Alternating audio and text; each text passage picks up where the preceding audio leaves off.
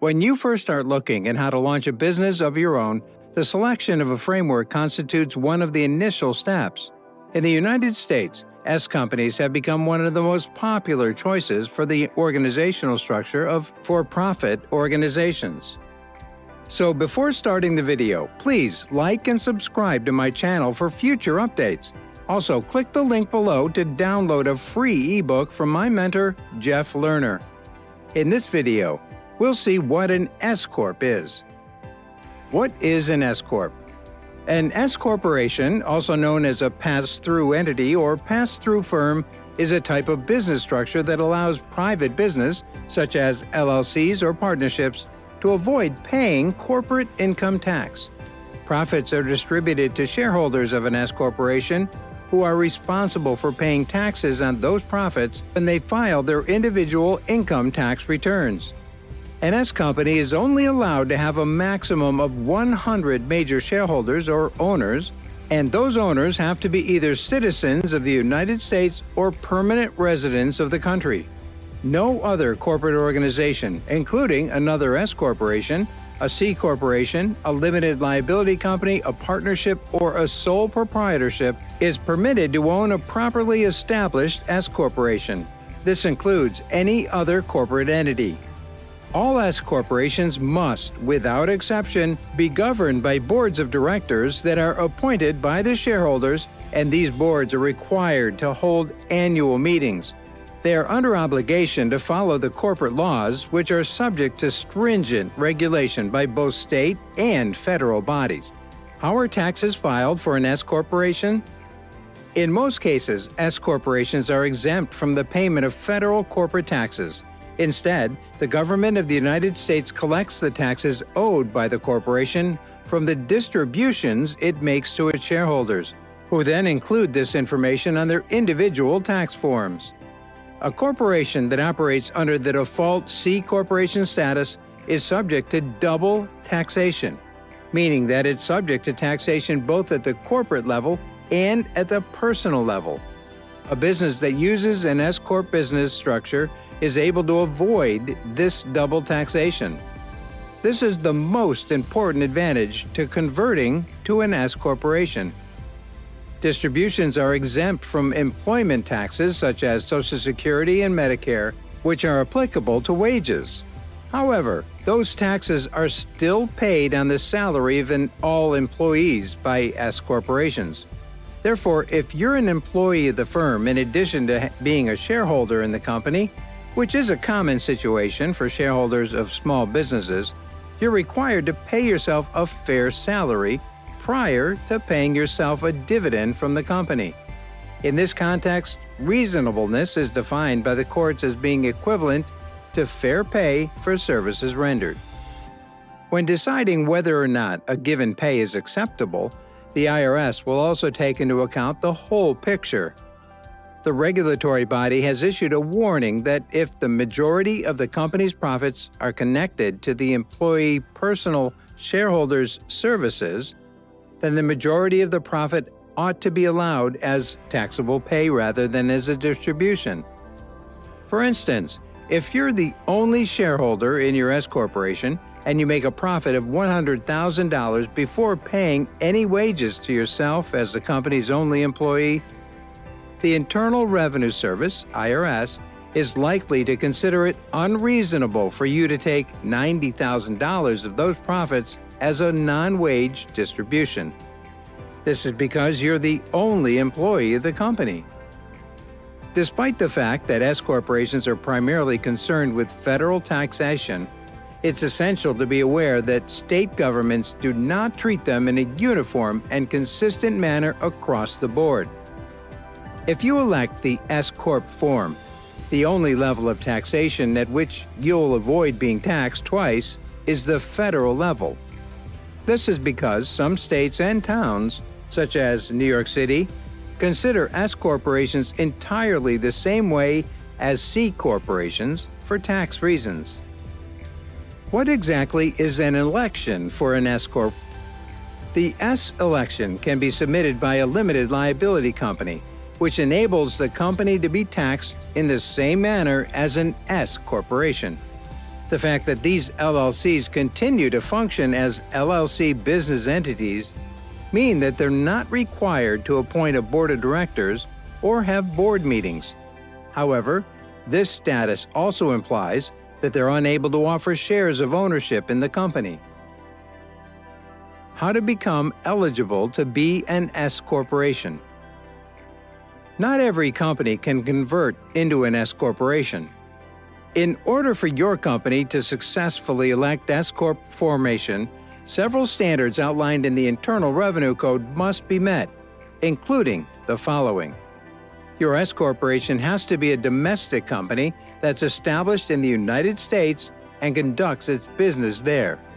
The stockholders of your S-Corp must meet the requirements outlined in the Internal Revenue Code. Your company's stockholders have to be real persons who are either citizens of the United States or permanent residents of the country. You're not allowed to have more than 100 shareholders in total. One and only one class of shares may be issued by your S-Corporation. It's unable to issue both common and preferred stock like C corporations are able to do. Your S-Corporation is not permitted to be either a bank or an insurance agency, as well as a specific domestic worldwide sales corporation. To elect S-Corp status, you need to have unanimity among your shareholders' approval. Well, do you like what you're seeing so far? Don't forget to like and subscribe. Keep watching because you don't want to miss the end. And remember to click and download the free ebook below. How to run an S-Corporation properly. There are a few mandatory procedures that must be followed in order for an S-Corporation to function effectively. The company is required to hold meetings with the board of directors and shareholders on a regular basis. The minutes of the sessions ought to be recorded with as much specificity as possible.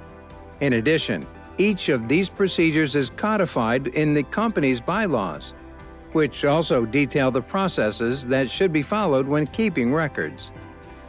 Regarding how compensation should be handled, there are specific operational standards that must be met. Both a salary and a dividend distribution can be considered forms of shareholder income distribution from a corporation.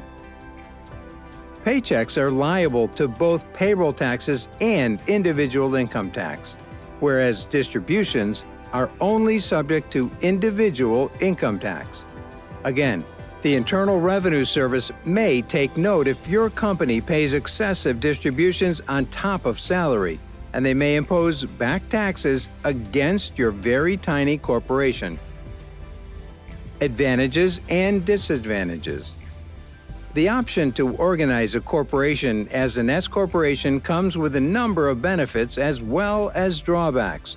All of them a small business owner needs to be aware of in order to make an educated choice regarding the corporate structure of their company. Advantages. Tax benefit. The principal advantage of establishing a corporation in the form of an S is the ability to avoid paying taxes twice.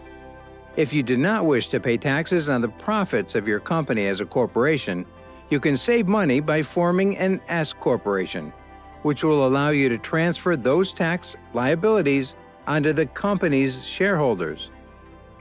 Funding. When it comes to funding, an S corporation that was formed from a traditional business has the ability to raise money by issuing shares. It's legal for a limited liability company, even if it has made the decision to be taxed as an S corporation, to issue shares to individuals who are not LLC members. As a result, an LLC cannot raise money using this method. When you sell. At this point in the narrative of your small business, or at least of your part in it, another one of the tax benefits offered by the C Corp becomes available to you. If you decide to sell your S corporation, the amount of taxes you owe will most likely be significantly lower than those you would owe if you sold a C corporation or another business, because an S corporation is a pass-through organization. The assets itself, rather than the corporation itself, are what you're selling. Protection against one's own personal liability. S-corporations are considered to be legally separate from their stockholders. This affords protection from responsibility to the stockholders. In the event that the S-Corp is sued, the litigants will not be able to access the personal assets of the shareholders.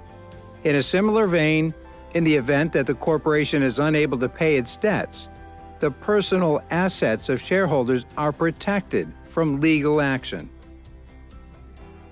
Disadvantages. When contemplating the formation of an S-corporation, it is important to be aware of a number of potential drawbacks.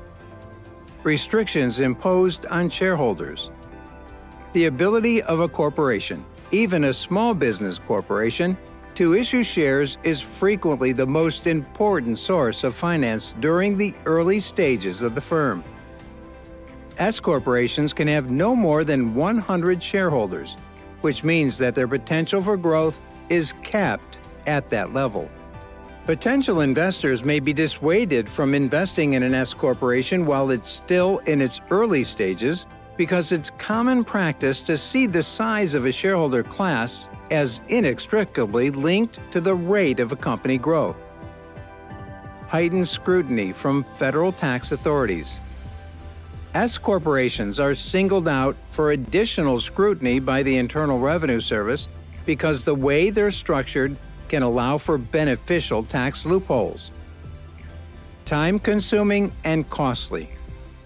Because it's necessary to fulfill all of the requirements of incorporating a default C corporation or LLC before electing S-Corp status, this process involves a large increase in the amount of paperwork and energy expenditure. So that's it for today's video. What do you think of our video? Hit us up in the comments and let's chat. Don't forget to like, subscribe, and turn on the notifications for our channel so you never miss what's coming next from us. Download the ebook to learn more. Thanks for watching.